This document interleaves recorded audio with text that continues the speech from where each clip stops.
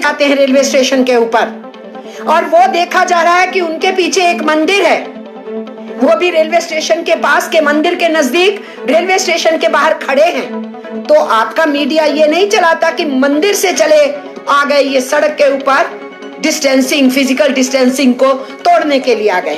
Print और electronic media में जो डुगडुगी बजाने लगता है आपके कहने से, उस मीडिया ने पूरी की पूरी मुस्लिम कौम को कटघरे में खड़ा कर दिया। उसका नतीजा है कि लोग ऊपर छत से नीचे रेहड़ी वाले को देख के कहते हैं, कौन है तू, हिंदू है कि मुसलमान है? मुसलमान है तो भाग जा। 80 लाख के करीब गल्फ कंट्रीज के अंदर हमारे देश के लोग काम करते हैं, रेवेन्यू कमा के भेजते हैं कि वहां के स्कॉलर्स ने कहना शुरू किया है अपने ही देश के मुसलमानों को बदनाम करने के लिए, यहाँ बैठ करके जहरीली ट्रोलिंग करोगे, ट्वीट्स करोगे तो हम इस पे नजर रख रहे हैं, हम आपको यहाँ फिर काम नहीं करने देंगे। इसमें से 30 लाख जो है अकेला यूनाइटेड अरब एमिरेट में है और प्रधानमंत्री वहां के सुल्तान से भी मिलके आए थे। वहां की प्रिंसेस ने क्या कहा है, इस जहरीली भाषा को बंद कीजिए हमारे मुल्क में बैठ करके। वहां की प्रिंसेस को कहना पड़ा और एक बार नहीं, 2 बार नहीं, 4 बार कहना पड़ा। क्या कोरोना की दवाई जब बन जाएगी उसको आप आइडेंटिफाई कर पाओगे कि कौन सी मुसलमान के लिए, कौन सी हिंदू और कौन सी ईसाई के लिए है, कौन सी अगाड़ी के लिए, पछाड़ी के लिए, ऊंचे के लिए, नीचे के लिए? इस तरीके की ट्रोलिंग करने वाले, नफरत फैलाने वालों के ऊपर मिस्टर प्राइम मिनिस्टर अंकुश लगाइए। पूरे देश को इस महामारी से मिलकर के लड़ाई लड़नी है और इसलिए चुनावी मोड से बाहर निकलिए, अपनी पार्टी को इस मोड से बाहर निकालिए। इसके साथ साथ मैं ये कहना चाहती हूं साफ साफ, पहला केस हमारे देश में कौन लेके आया? वुहान से विद्यार्थी लेके आया जो वहां पढ़ता है। उसके बाद दूसरा केस भी वहीं से आया, उसके बाद यूरोप से केस आए। इस देश के अंदर कोरोना की एंट्री विदेशों से हुई। दूसरी बात, इस सिलसिले में आप तो सो रहे थे 2 महीने, दिसंबर और जनवरी। आपने तो फरवरी में जो संज्ञान भी लिया उसके ऊपर कोई लोगों को हिदायत नहीं दी। बाहर से आने वालों के ऊपर जो टेस्टिंग होना चाहिए था, जो क्वारंटाइन होना चाहिए था, उसके ऊपर ईमानदारी से अमल नहीं किया। क्या हम जानते नहीं कि एक मेडिकल सुपरिंटेंडेंट का अपना परिवार का सदस्य, नौजवान बच्चा आया, उसने छुपाया, उसका क्वारंटाइन हुआ? क्या एक्शन हुआ?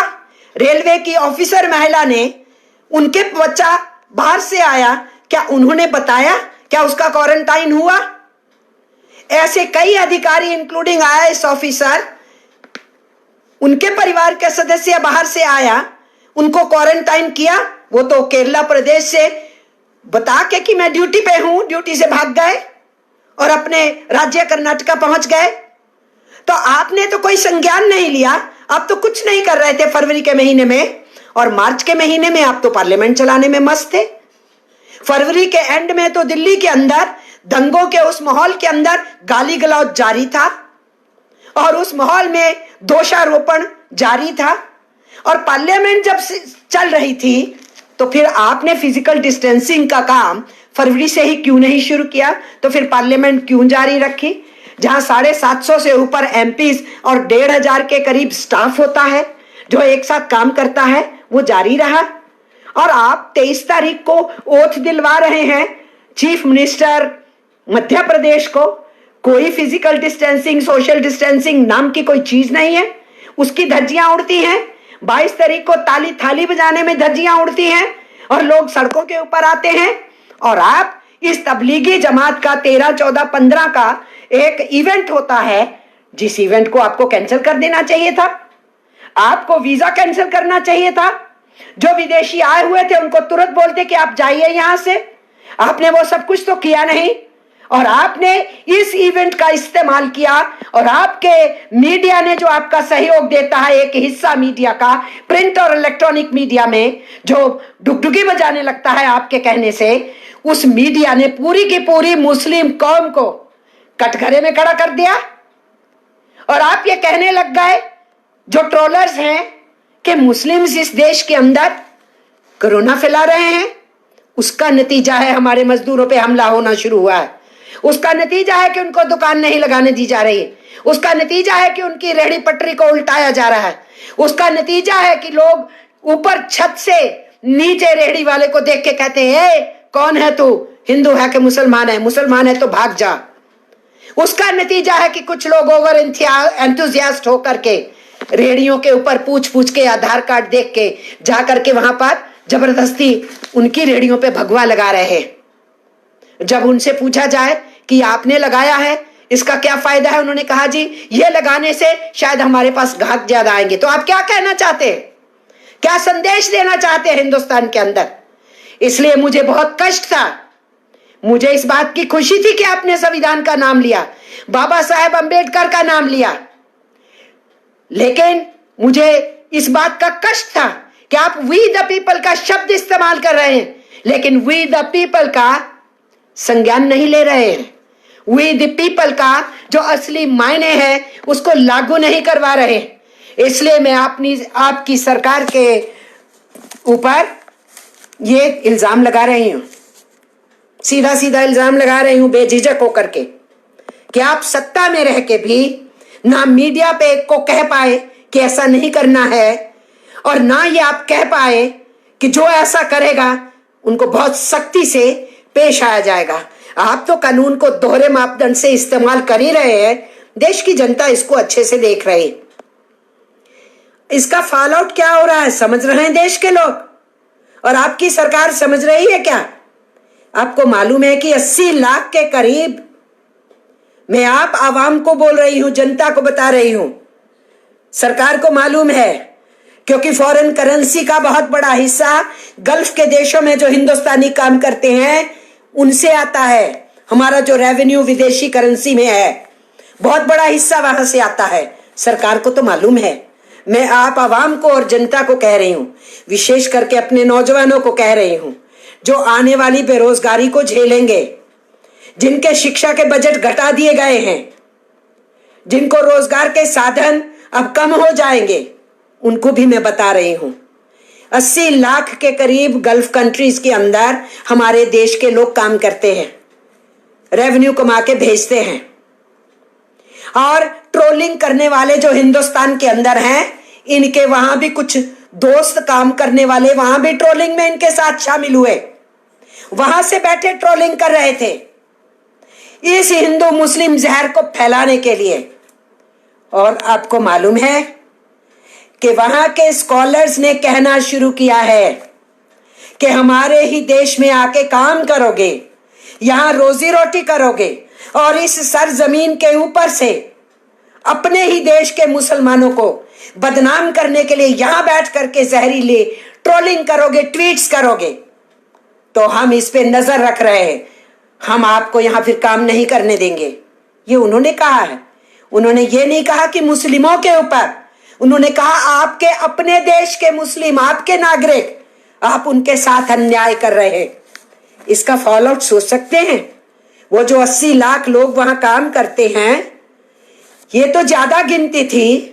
वहां गल्फ की डिस्टर्बेंस के चलते हुए वहां से बहुत लोग काम छोड़ के उसको भागना पड़ा। ईरान से बहुत से लोग वापिस आए, सीरिया की क्राइसिस के चलते बहुत से लोग वापिस आए, नहीं तो इससे भी ज्यादा लोग उस साइड में काम करते हैं। मौजूदा गिनती 80 लाख के आसपास है। इसमें से 30 लाख जो है अकेला यूनाइटेड अरब एमिरेट में है, और प्रधानमंत्री वहां के सुल्तान से भी मिलके आए थे। वहां की प्रिंसेस ने क्या कहा है? इन देशों के स्कॉलर्स ने तो कहा ही है।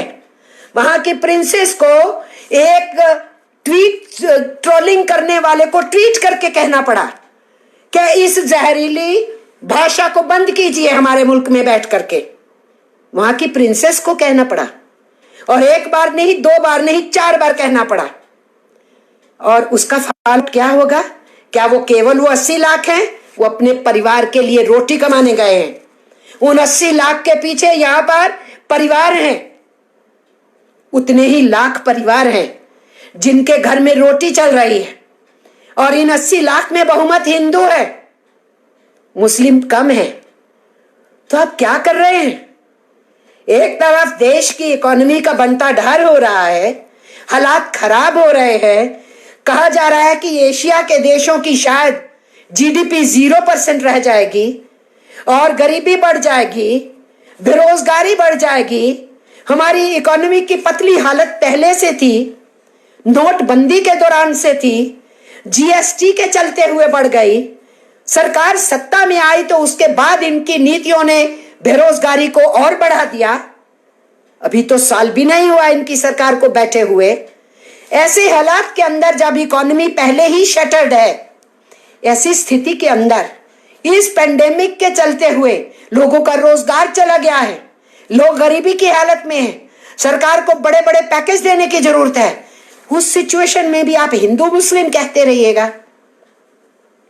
और मैं ये कहना चाहूंगी, मुझे नाज है एआईएसएफ के कन्हैया के ऊपर, जिसने ये ट्वीट किया कि अगर ऐसे मुश्किलों के दौर में भी अगर आप इस तरीके की नफरतें फैलाते हैं तो मुझे आपके इंसान होने पे शक है। मुझे नाज है कि उस नौजवान बच्चे ने जिस एआईएसएफ में उसने काम किया उसका नाम ऊंचा किया, उसने ये बोला। इसलिए मैं ये कहना चाह रही हूं कि सरकार को अभी भी संभलना चाहिए, इस नफरत की आंधियों को रोकना चाहिए, संज्ञान लेना चाहिए और पूरा का पूरा ध्यान इस वक्त इस पेंडेमिक से निपटने का होना चाहिए। अभी भी पार्लियामेंट को कॉन्फिडेंस में लीजिए, सभी एमपीज को। आप तो कर सकते हैं जूमिंग के जरिए से भी, दूसरे रास्तों के भी जरिए से, स्काइप के जरिए से भी पार्लियामेंट का संज्ञान ले सकते हैं, पार्लियामेंट को चला सकते हैं।